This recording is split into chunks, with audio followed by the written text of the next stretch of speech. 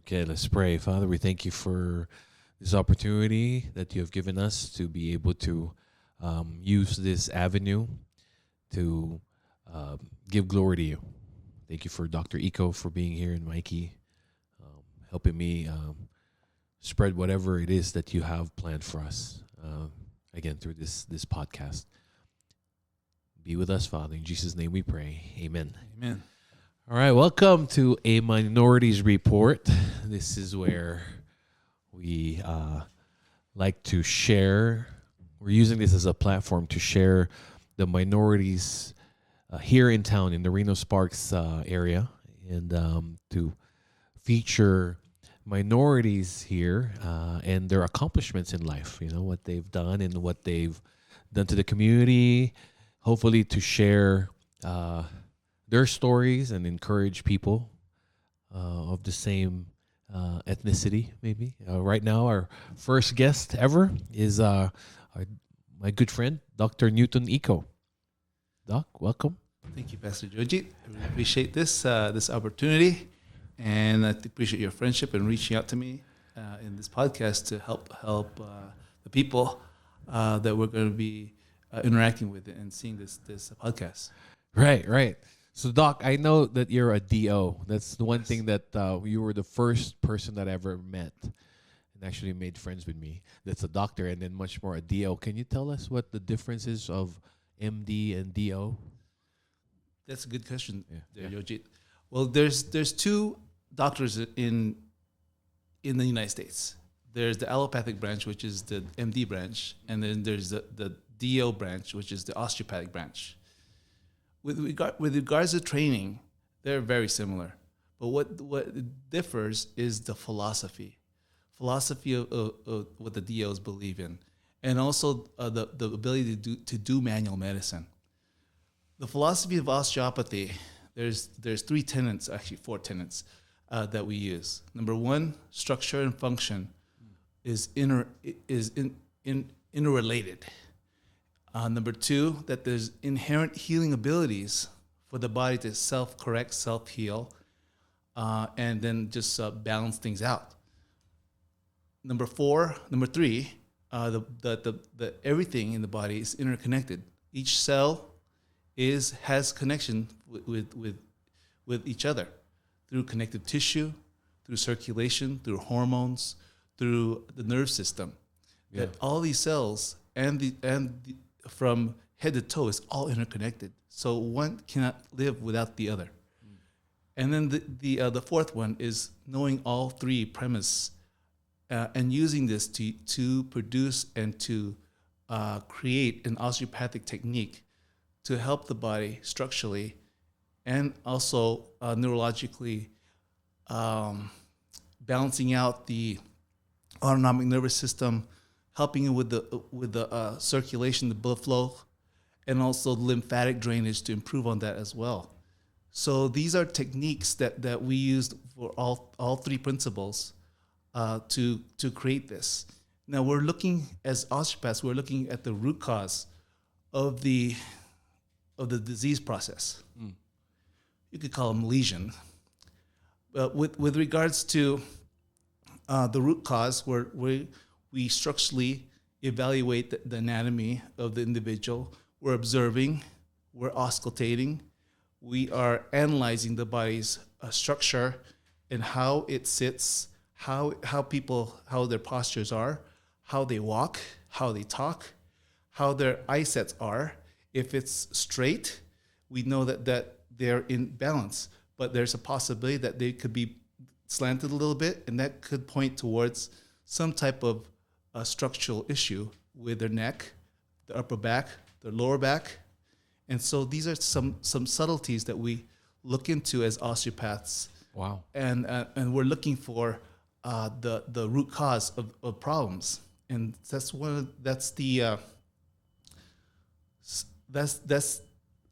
it in a nutshell. So if it's like the difference from an MD to a DO, it sounds to me, because we've been talking about it, right? And, every time I get your time, I'm like, what's the difference? Yeah. You focus more, or the DOs focus more on, like, maybe, correct me if I'm wrong, like a natural healing type versus an MD where they just go to the medicine right away to heal the person? You know, with osteopaths, it's much more of what we call a holistic approach. Holistic approach. And we look at other factors such as their diets. We're looking at their sleep patterns. We're looking at things that would cause them to have stress in their lives. What they drink, if they're drinking coffee, 3 cups or more, that could influence the person's sympathetic nervous system and cause the smooth muscles of arteries to contract and increase the heart rate. So there's a lot of other things that we look at. Also, sleep is very important. And if the person has sleep apnea, and then they're not having the ability to get the oxygen into their blood, it can cause problems with stress of the heart and not get good oxygenation to their head, and decreasing their ability to concentrate, focus, and some of the connections of the brain to think cognitively well. Oh. So wow. Yeah. That's good, huh? So that's a big difference. I feel like there's a huge difference between you, the DO, and an MD. Because you were my doctor for a long time when you had your own practice. I was supposed to give a rundown of before I introduce you. But so when did you start, Doc? When did you start to become? Wait. Let's just go with my questions here. Okay. So I introduced you. You currently work at the VA, right? Yes, I do. I work at the VA. And then before that, you had your own business, right? Yes, I had my own business. I was practicing for 8 years, and I was doing this solo. We also managed mid-levels. We had PAs working for us, and then things shifted with regards to business models and reimbursement rates and overhead costs. Right. I remember you telling me that when the laws changed, right, with the insurance and stuff. Yes. Yeah. So that was. So, what do you like the most or love the most about being a doctor?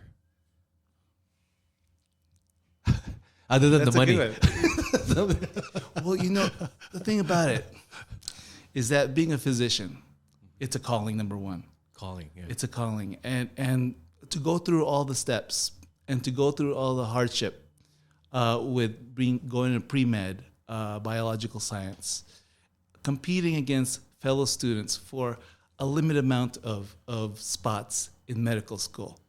Yeah. There is a lot of focusing that's involved with just getting into medical school.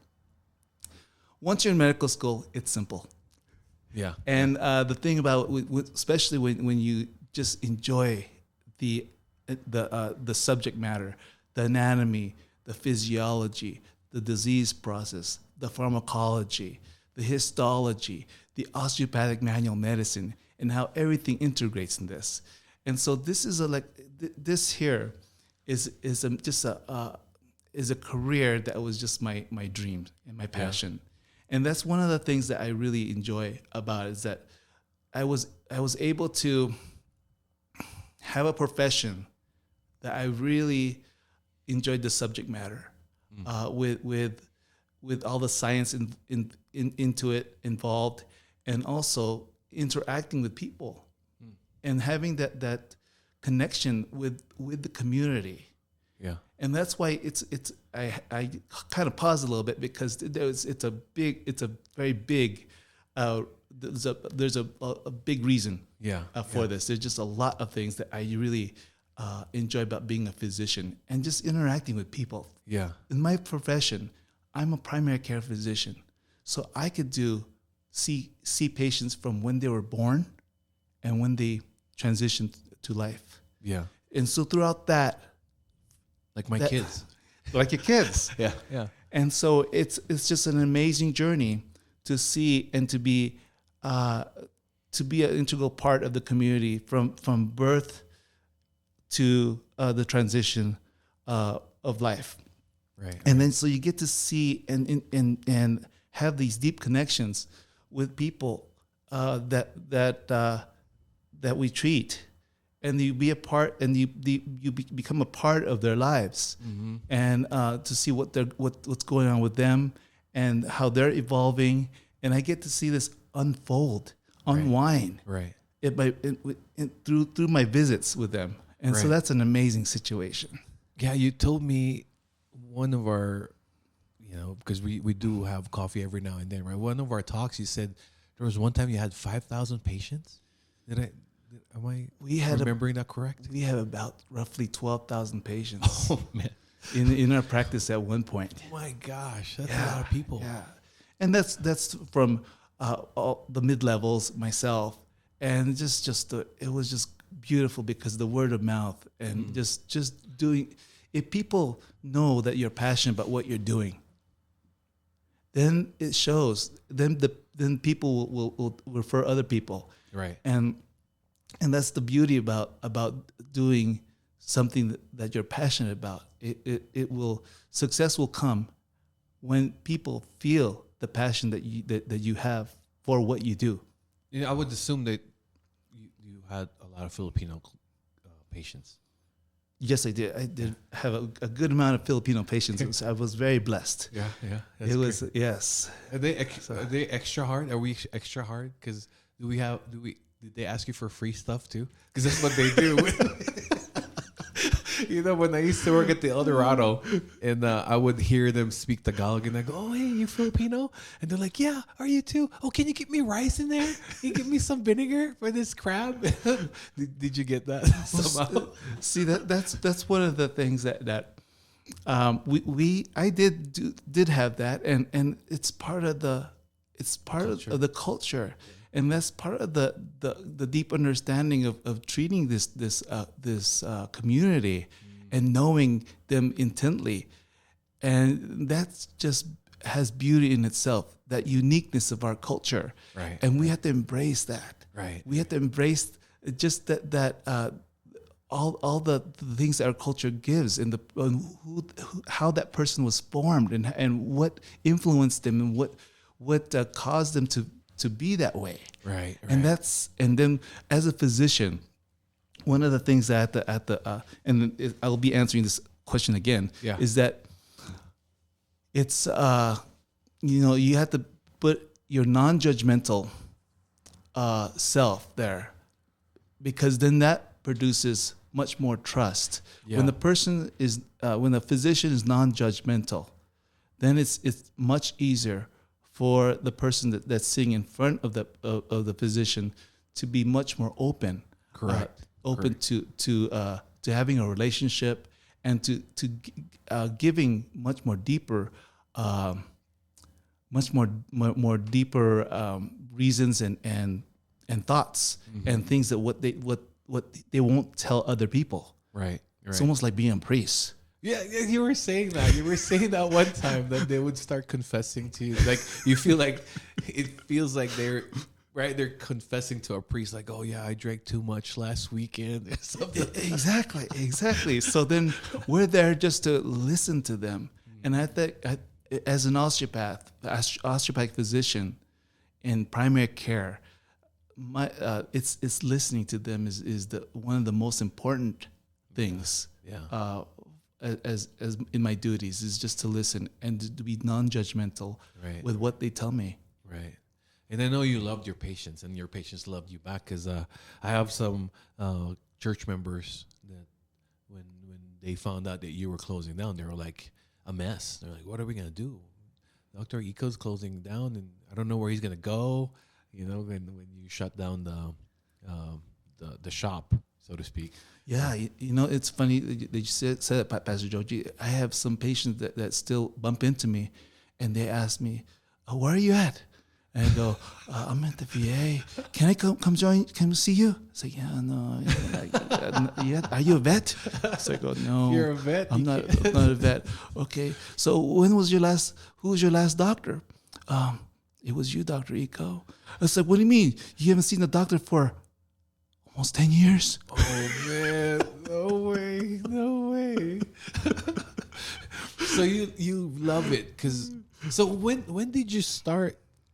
When did you have the notion or thinking or inkling, "Oh, I'm going to be a doctor"? How old were you, and what happened in that? What was the moment where you just want to be a doctor? Or was it suggested by your parents, or what was it? Well, being in the Filipino, a Filipino background, there's either, they really focus on the health fields. So there was and I had some uncles that were physicians, an OBGYN, a general practitioner. And so healthcare was one of the focuses.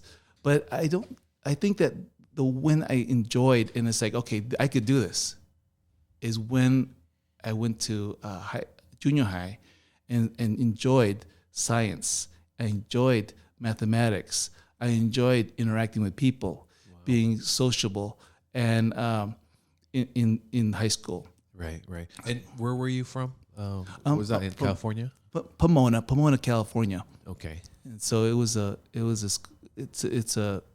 one of the suburbs of LA. East part of LA. Okay. Is your family still there? Family's still there. My brother's there in West Covina, and my sister is in Fontana. Oh, okay. So, yeah. Okay. Yeah.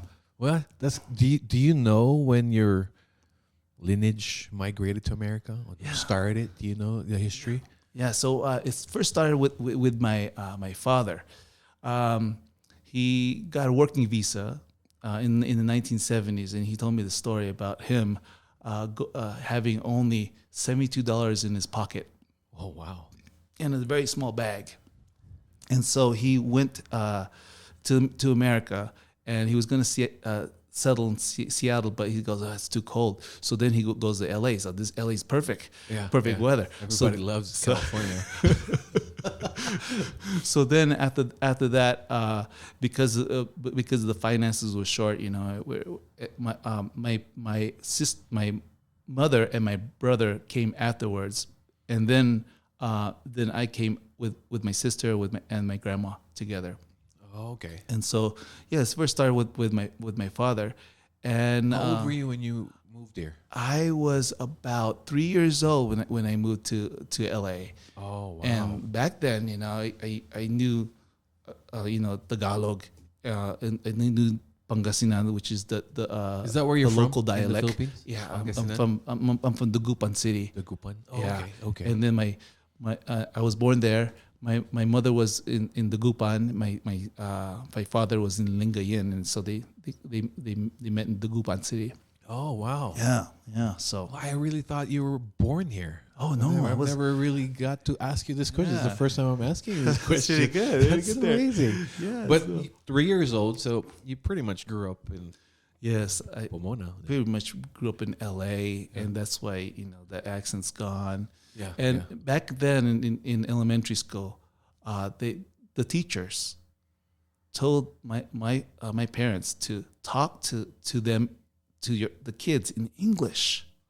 Oh. Just so that the kids could assimilate better in the American culture. Right. So you lost Tagalog altogether. Yes, looking back at it, I wish that the teacher didn't say that and encourage to speak all the languages so that we could get Tagalog, Pangasinan, and English together. Yeah.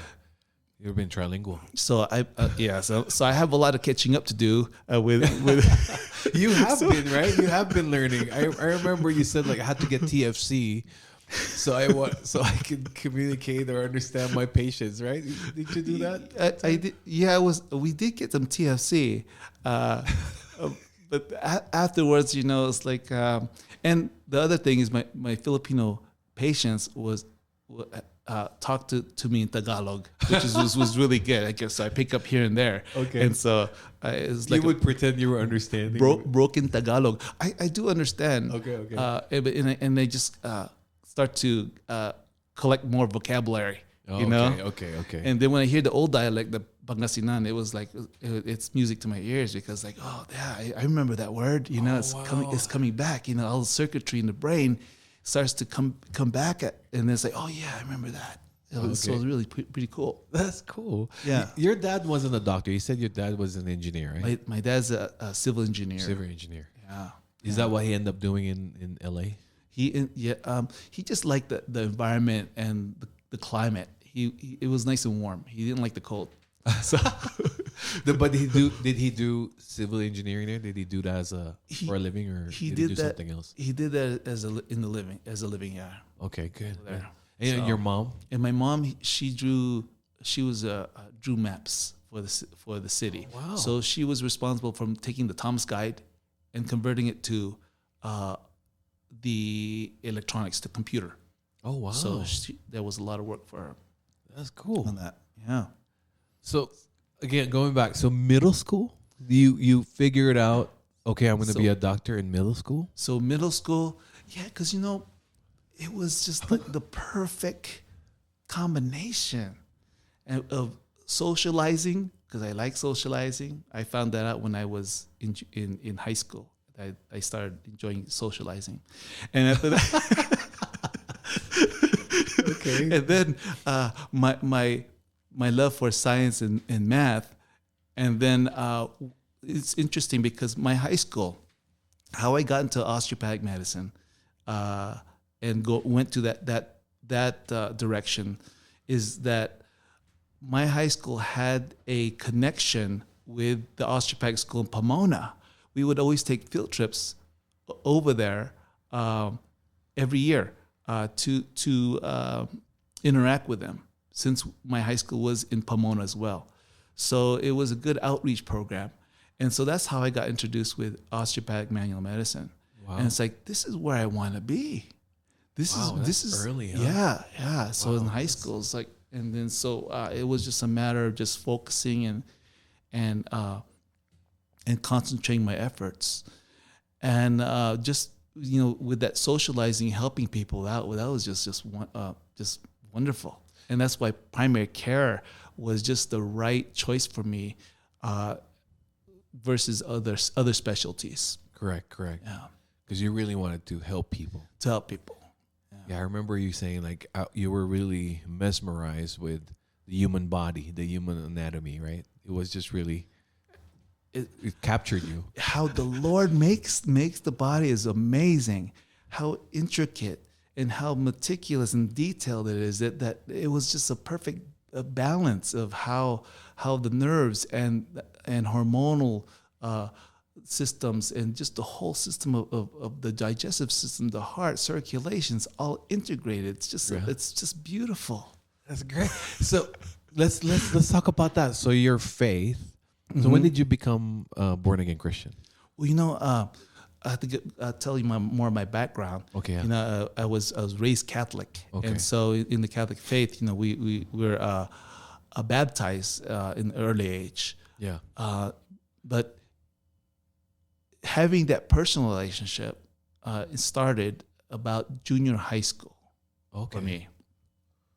I had time to reflect, and I did some hard labor in my backyard. You got in trouble. I think I remember this story. Yeah, I did. I got in trouble. So for my punishment, I had to work from sunrise to sunset, and about 2 weeks. So in that time of hard labor of shoveling, working on dirt, it had a lot of time to reflect and to just talk to your creator, talk to my creator. Okay. Yeah. Okay. That's good. That's good. So it just worked together for you. Your faith and what you've been studying, you were seeing God in the body. Yeah, basically, definitely. His creation. Yes, because it's amazing with how the body, if you look at it, how it heals. It's still unexplainable. There's still a mystery behind how it heals. I mean, the body without medication, like pain, for example, pain medication. If there was an acute pain, and let's say that you just bumped your elbow, or you stub your toe, Yeah. you feel the pain initially, but the body will start to trigger some responses to produce inflammation, and so it's already processing and trying to heal that stimuli, that negative stimuli. Wow. Yeah. Wow. So Yeah, I remember when I was younger, and I would go out and I would get cut here and there, because you're running around, and then if you just leave it be, it'll heal on its own, right? That's Wash it, and we had the guava leaves, and we'll just chew on it, and spit on the cut, that's right. and then it'll heal. I don't know if it was a day or two, but it does it. It just closes up and has a scab, and it's gone. That's correct. Right. Yeah. I mean, we use plants to enhance the healing process. The guava in our native Philippines, there are so many different medicinal natural remedies that we don't use in America. Yeah. That's beneficial.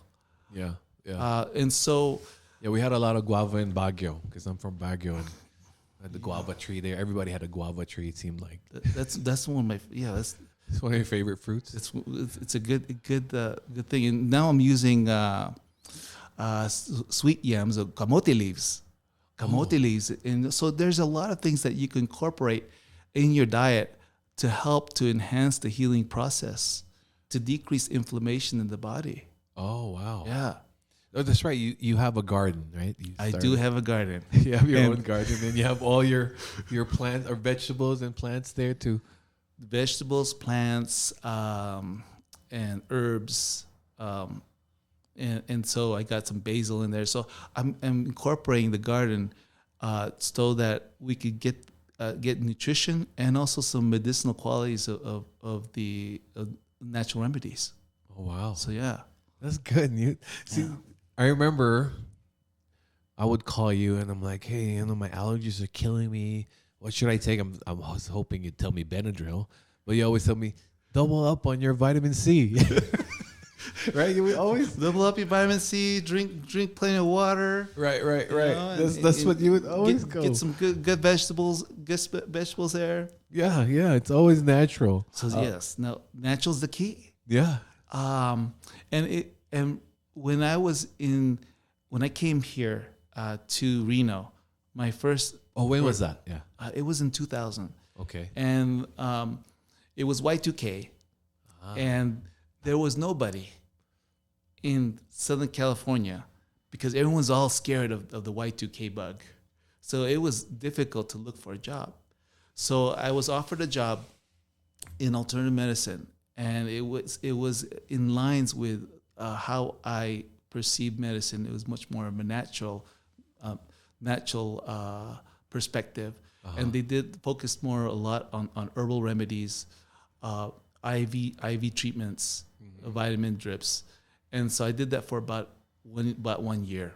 Okay. And then after that, I branched into doing urgent care and also family practice medicine. Oh, so that's when, so about a year you said?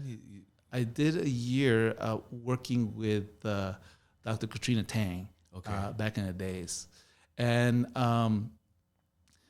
then I branched out into doing urgent care and family practice in South Reno.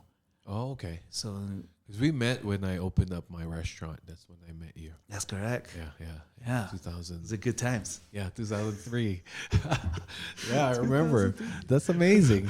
So what do you? So you answered that one. When did you start? What prompted you? You answered that one. You answered the migration here in America. How long have you or your parents? So how long have you been in America? I guess I have been in America. Let's see it since three. So in the 1970s. So I've been here for a while. For a while, yeah. It's been a while. Yeah, it was an amazing journey. Seeing how God. Kind of set up the cards, so to speak. It's like, wow, it's just amazing. And seeing the process step by step. And there was with the journey, going into medicine, there was some challenges there. Yeah, And yeah. God was there That's to give me peace. So how being a minority in the medical school, was that ever a factor on the negative side or a positive side? Like, because when they think you're Chinese or Asian, you're automatically smart with, you're good with math, right? So that's a positive racism, I would say. Did you ever experience that in the medical school or as a doctor? I felt in medical school that we're all equal. Okay. Because we are going to be called doctors once we graduate, and like what the Holy Spirit says, we're given what the Lord says is that we're given different unique gifts. So there's going to be different specialties for different for my colleagues, and so I understood that. And so for me, I didn't really see any issues with being singled out or have any issues with prejudice in my medical school. Okay, that's good. So That's it good was to really hear. good because all the information was just so much that you really need a system. And you really need colleagues to help you. And so I found it much helpful for in medical school, and that everyone helps each other out in medical school, because we're all going to be physicians, and we're going to have to come together. Even right now, as me being a primary care with my colleagues who are cardiologists, urologists, GI specialists, general surgeons. They have their field and I have my field, and then the system, we all work together to have the best care for each patient. Race has nothing to do with it. It's all about knowledge and just care about the same patient. It's common goal to give them back their health, so to speak, right? Yeah, to give them back the best care that we can give in this Yeah. community. Yeah. And we work as a team, as a system. That's good. That's good to hear. Yeah, and so that's with my colleagues right now, with my colleagues in medical school, and so that was a beauty with that. That's good. That's Yeah. good to hear, because you would think being a minority would have some negative effect on in your field, because I know of this chef. He's pretty famous. I'm gonna try to get him over here too, but he's in San Francisco. He's Filipino, and he said that in the cooking world, everybody has their own levels, so. Yeah, so he told me the rankings of each ethnicity. But that's why I was wondering, is there such a thing too in the medical field? But apparently not, which is good. In our field, there is not really, that I feel, any issues. What I did see recently, though, is that the MDs and the DOs have been having some clashes. Oh, really? Because it's politics. I mean, the thing about what happened in the 1960s, here is what happened. That the DOs and the MDs in California, back in the days, the DOs were given a choice to become and convert their degree from a DO to an MD degree. Why? And so this is all just politics. Politics. Yeah. And so if you look at that, the superficial side, then yes, there is going to be some clashes and interaction. The thing we have to always look at is our purpose. Your common goal. The common goal, the mission. And when you look at that and you focus on that, then there is nothing to be having conflict because you're in one direction, in one goal, in one mission, and it's to care for these patients as best as we can through either alternative medicine, natural medicine, osteopathic manual medicine, or having pharmaceutical drugs, or having physical therapy. So there's acupuncture. There's a lot of things that we can help and have that knowledge to better and the patient's care. So with all that step, are you the first guy that would see a patient as a physician? Right, you're the guy, and then you'll determine I think you need to see a urologist. Is that, are you the first line of defense? Well, it's the reason why I hesitate is because there are people who don't see their a primary care, and they just go up to the ER. Oh, I'm having chest pain. Oh, okay, let's go to ER. But that's actually appropriate. And there's people who have who go to urgent care, so they really don't have an established primary care, and so that in itself is it's challenging because you really don't get a relationship with the individual, so you're really just treating them with a knee-jerk response. You're treating symptomatology. And so you don't really get the whole picture. Yeah. Whereas in primary care, you're getting the whole picture. You're getting their past history. You even probably treat their grandma, and so you know the family unit, and see, you know the whole uncles and aunts. Yeah. Because as a family practitioner and a primary care provider, you're not just treating that one individual. You get the whole family. That's why there's that questionnaire, huh? Like, has there been anything in your family about this, and that, right? So that's basically what you're saying. You want to see the whole lineage because some of those conditions are hereditary, right? Hereditary, or even possibly socially too.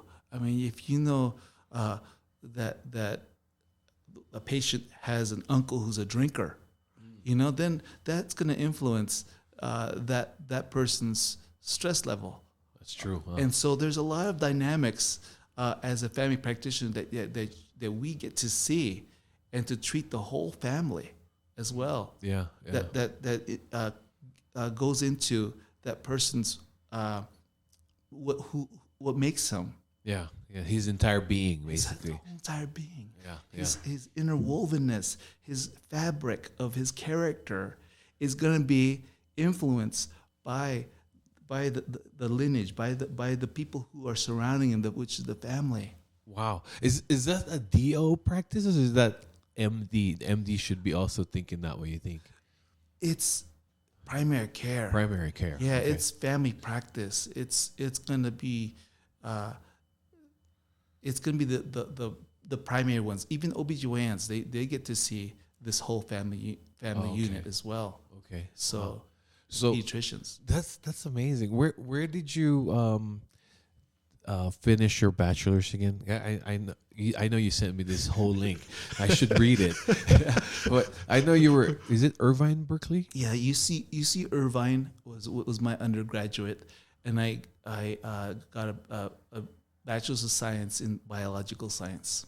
Wow.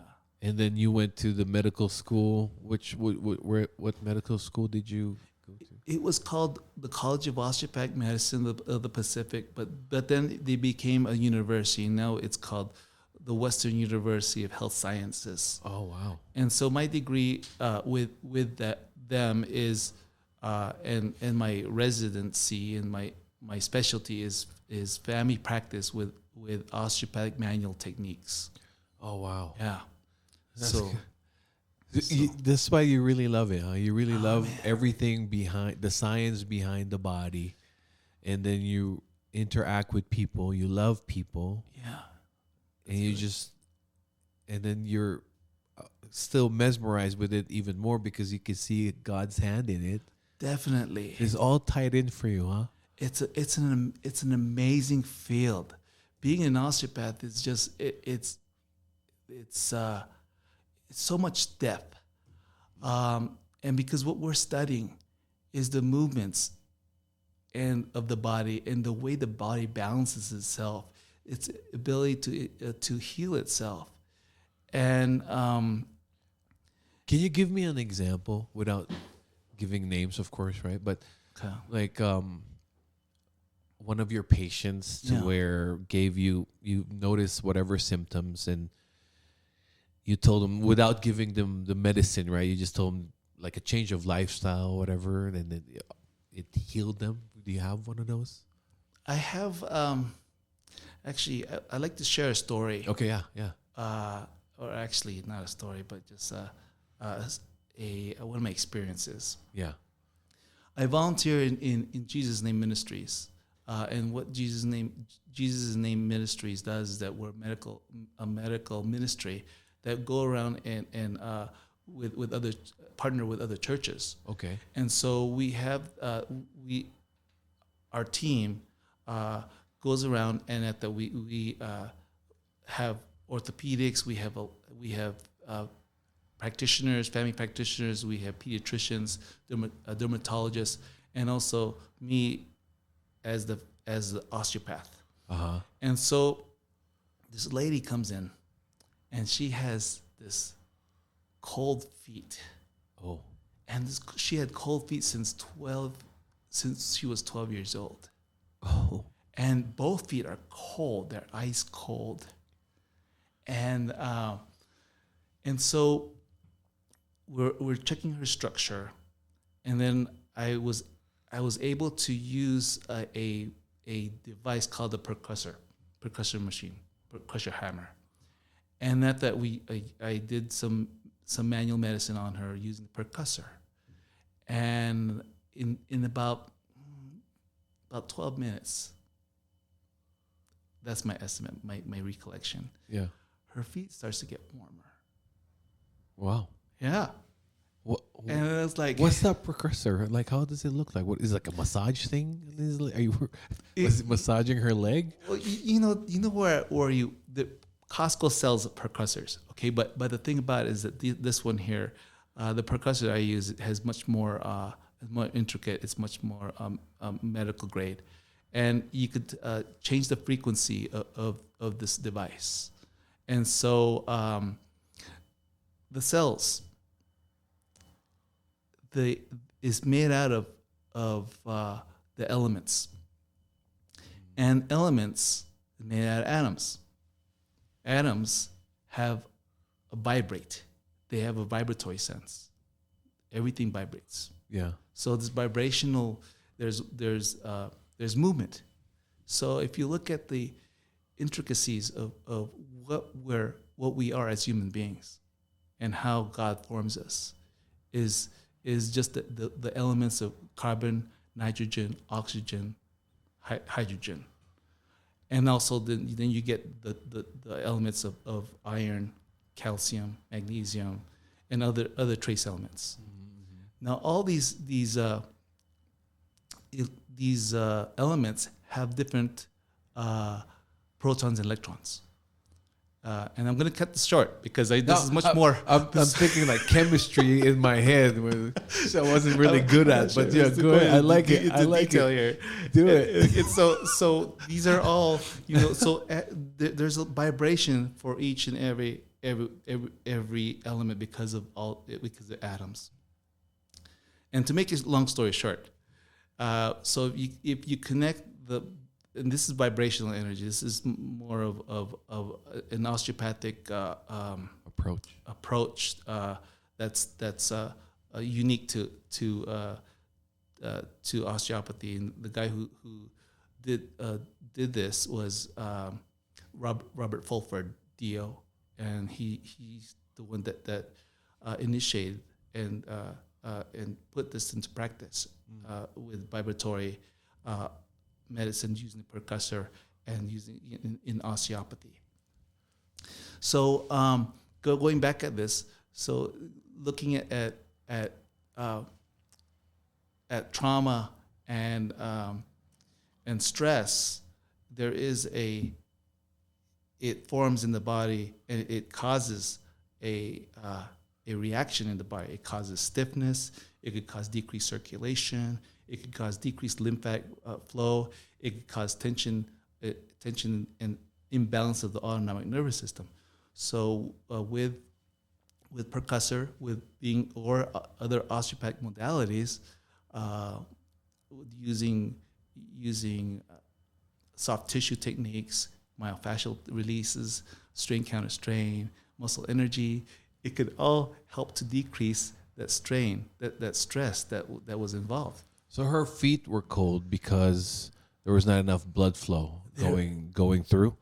And then what you did, you kind of stimulated if I'm hearing you correctly, it stimulated the cells there to where the blood was flowing freely. So in her situation, yes, pretty much the basic thing is that the blood was flowing much better. Okay. And the reason why that there was issues is because the connective tissue, there was a hindrance of the blood flowing.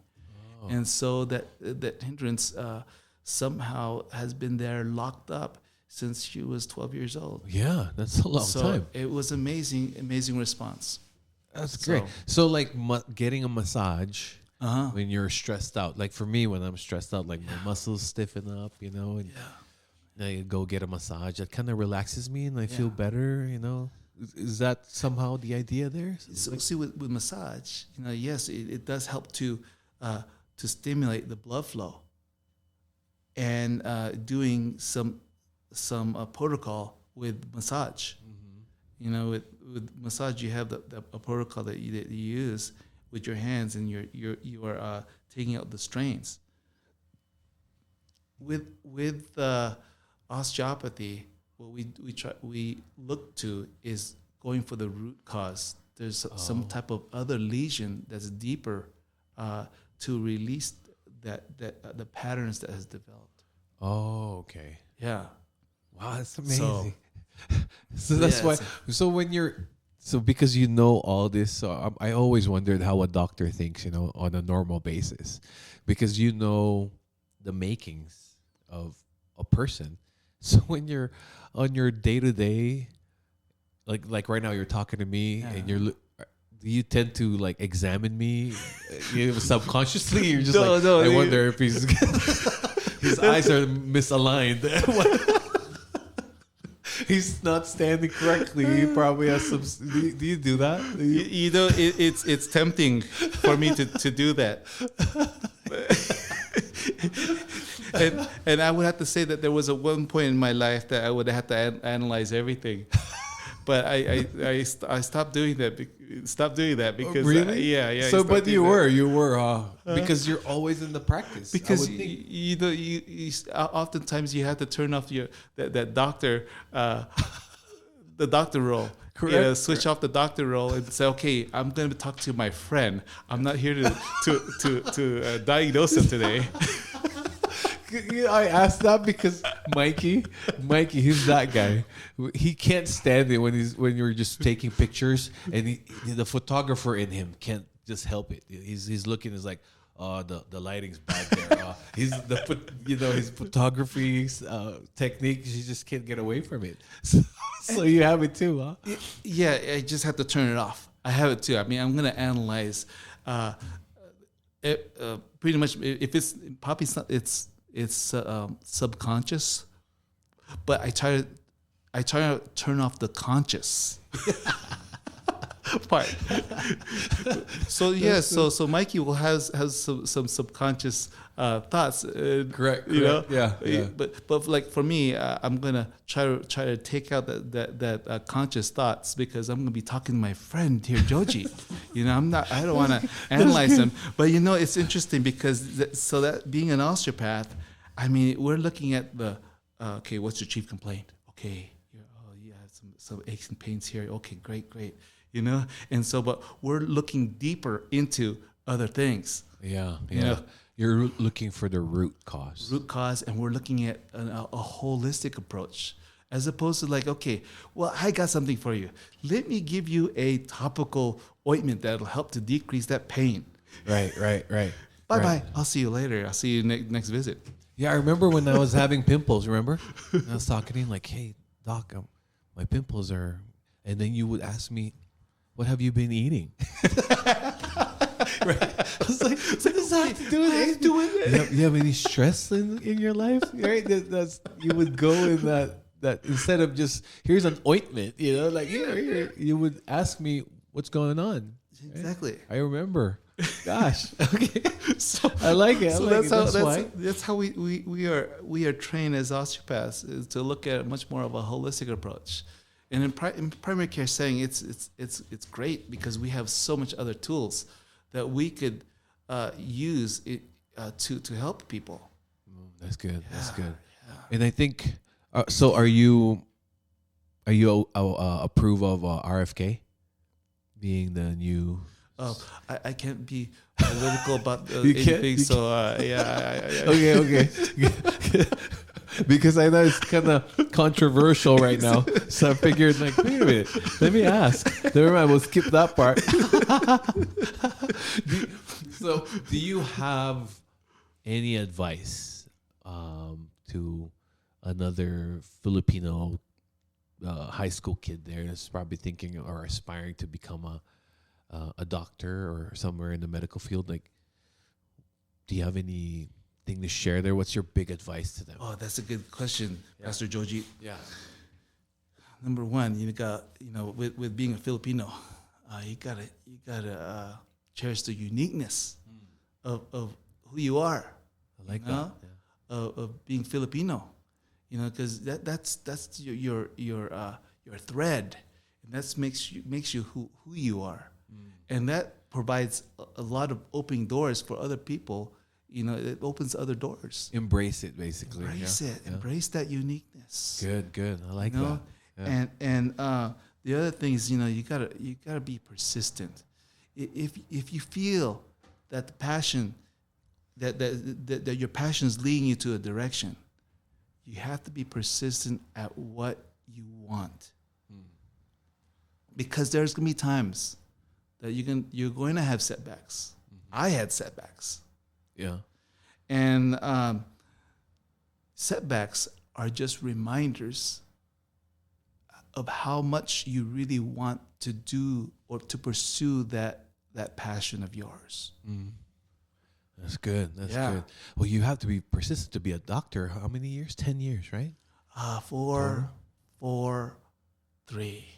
So 11 years. 11 years.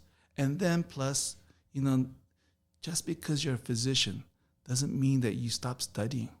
Doesn't mean that you stop learning. Wow. Because you're still continuing to learn.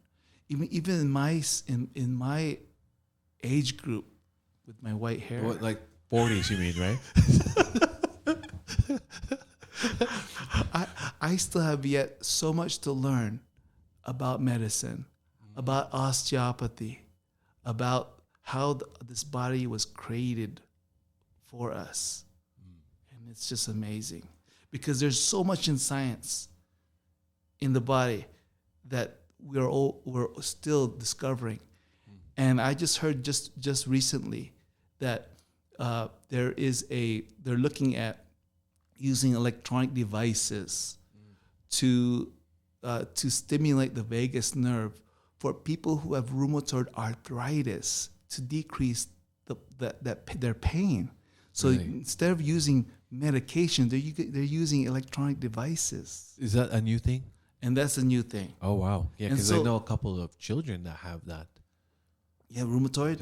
Yeah. Yeah. Children. So it's amazing what's happening. And can you imagine using electronic device to decrease the inflammation, the pain, through the vagus nerve?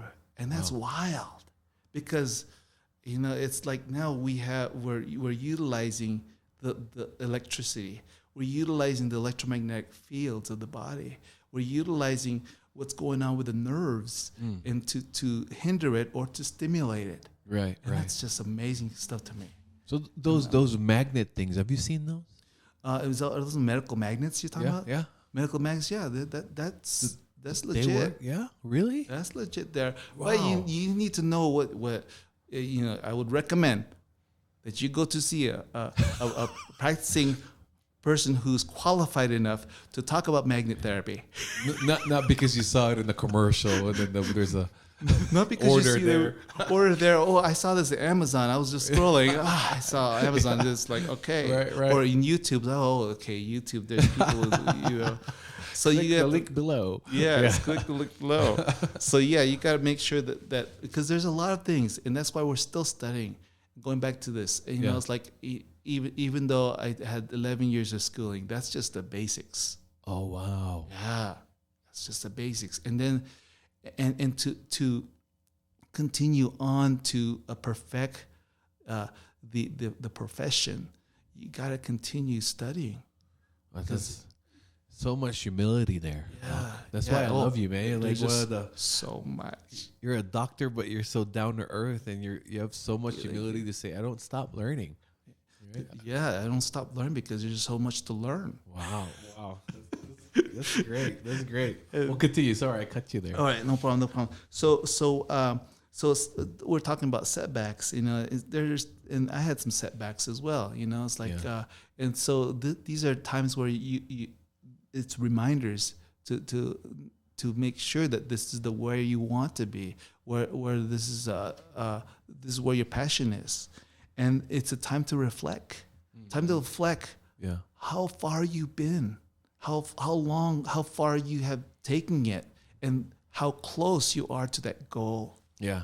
So setbacks will be like within your studies or life as a whole. Setbacks is like, let's say, if you don't get into into a course that you want to, that for example for me, I wanted to go study with this guy, Jim Jealous. And he had a big waiting list. So I had a setback.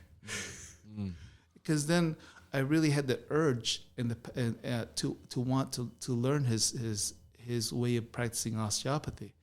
But he just had so much people, and he was so popular that I wasn't able to take his course until COVID. Oh wow! So yeah, I waited for a good 12 years almost. 12 years? Yeah. I'm never gonna say a year. Oh, that's 12 years. You waited 12 years to get to take take his course. Take his course.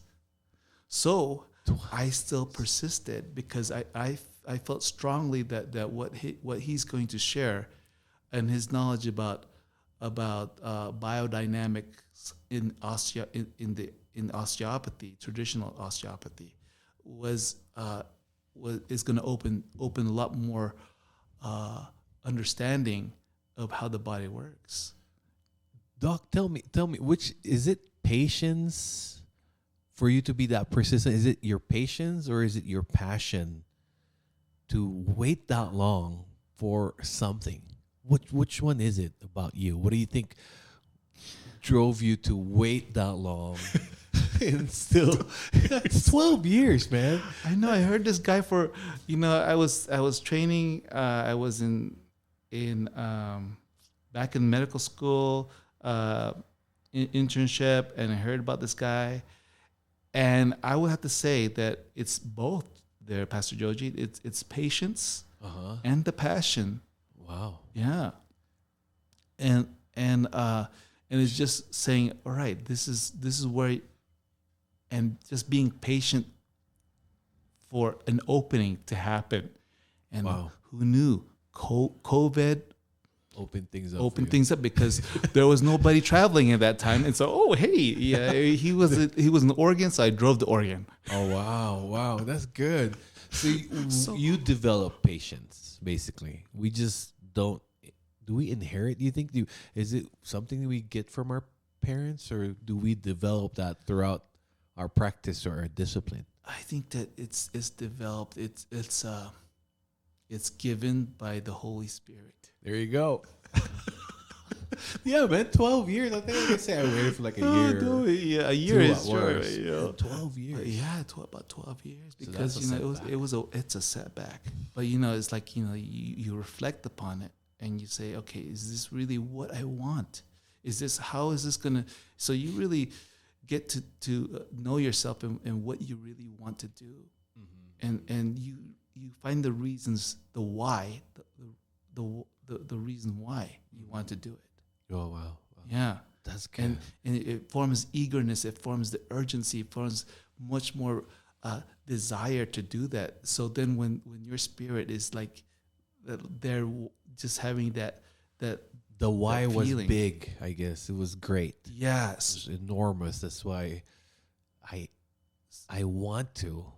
That's why I'm going to wait however long it takes. yeah, because if this so with the setbacks, these are times where you could reflect, and you you start to know the reasons why you want to do things, where your passion is, and who you are, and what you want to do. That's good. That's You good. know, and find that. And does this coincide with the mission which you have? Does this coincide with the perspectives that you have, with the values that you have, and the direction that you have? Yeah, yeah. So you've failed before too. failure is and the thing about failure, it's actually a really good thing to have that, because number one, you're developing resiliency. Number two, you're learning, and in failing, you have much more of an emotional tie. I was like, and then that learning, that those feelings are much more compounded. And then you ask yourself, why? You get to find out if you're really what you're made of, right? When you face a failure or you're in the middle of it, that's when you get to find out what you're made of. What right? you're made of. Like, oh gosh, I either just cry it out and then quit, or cry it out and then roll up my sleeves and then get to work. And the other thing is, you get to ask yourself, how could I do things better? How could I, and what did I do that I will not do again? And so it's producing a pattern of success. You're moving closer and closer to that goal. Right. So a setback is a reminder of what your passions are. And it's also it shows you how close you are to the goal that you have. That's good. That's good. Because sometimes, well, for me, especially when I was younger, before I was a Christian, whenever I face any challenges and if it gets too challenging, I quit. Like, you know what, this is too difficult. It's not for me. Maybe it's not for me. And I just stop. But then when God came into my life, and I, of course, now knowing everything that the Bible actually teaches, there was a renewal in my mind without me knowing. But as I get to know God, He was renewing my perspective in life, I guess. And then now when I face challenges, similar to you, like I see it as an opportunity to relearn my steps. Like, okay, what did I do wrong? Why did this occur? What were the missteps? What did I not do, or what did I do in order for me not be here again and then get to where I want to be? Right?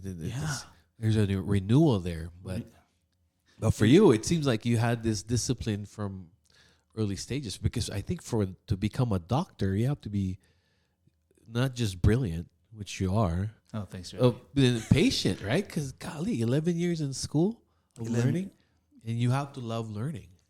You gotta love what you're doing. Yeah, you gotta have that passion. Yeah. That's good. And what you're saying about like doing and you're perfecting things, there, Pastor Joji. What you're saying about what you had to, what you were going through, and the thing about it is you're bettering yourself, and you become a role model for other people to see. Yeah. And you're the example. You're the example. whether we like it or not, whether we know it or not, right? Somebody's watching us, right? Mm-hmm. Whether it's our child or our best friend or a neighbor of ours, right? They're copying us, right? So They are. They're observing.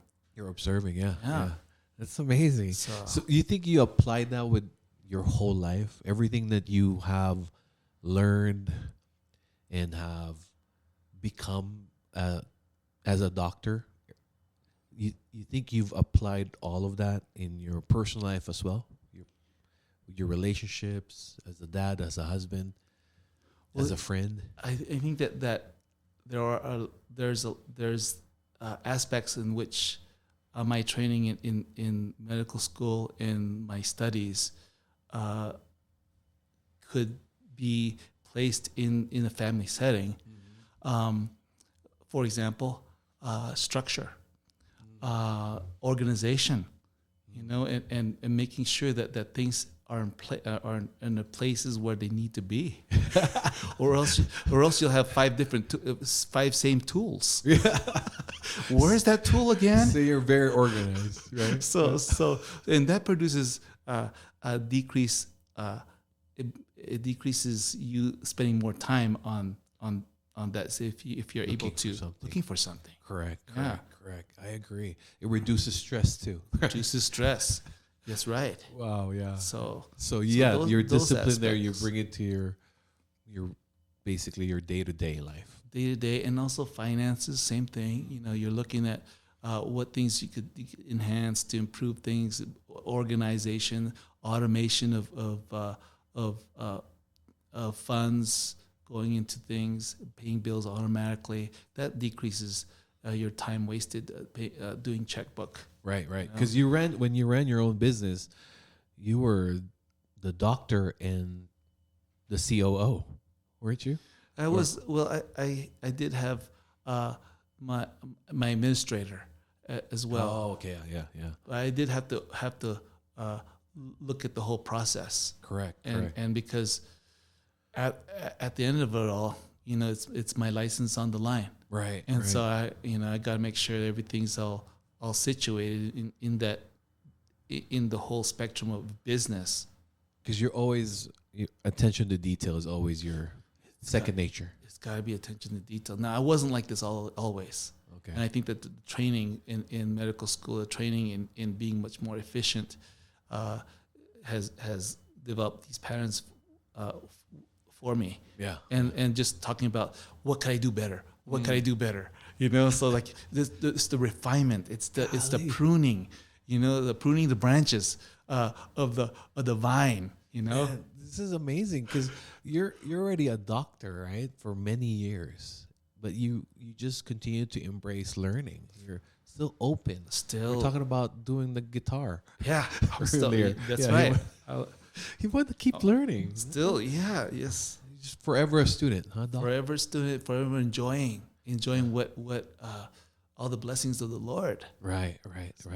Oh, sorry, I cut you there. I don't know what else are your points there. I think that was pretty much it for that there. For my advice to the Filipino youths. Yeah. What to embrace. Yeah. And what to do. So I know you're a doctor by practice, and you follow God and everything. Do you think you're gonna be running for office in the future?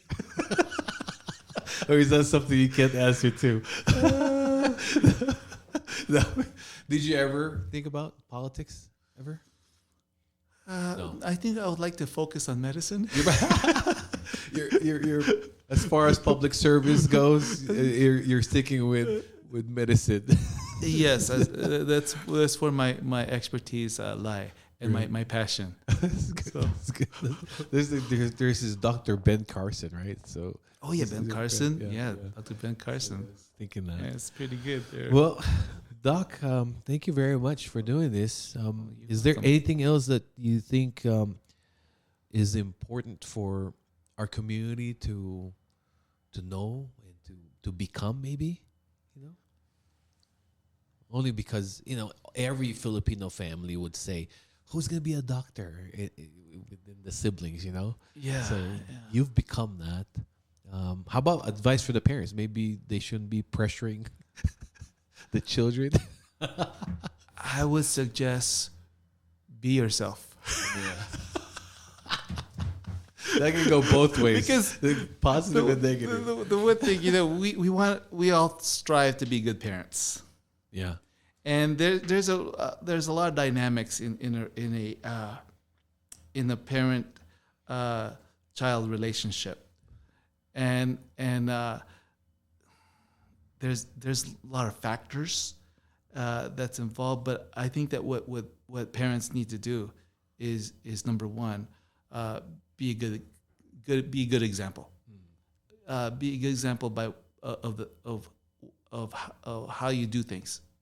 Not just what you say, but what you do. Yeah.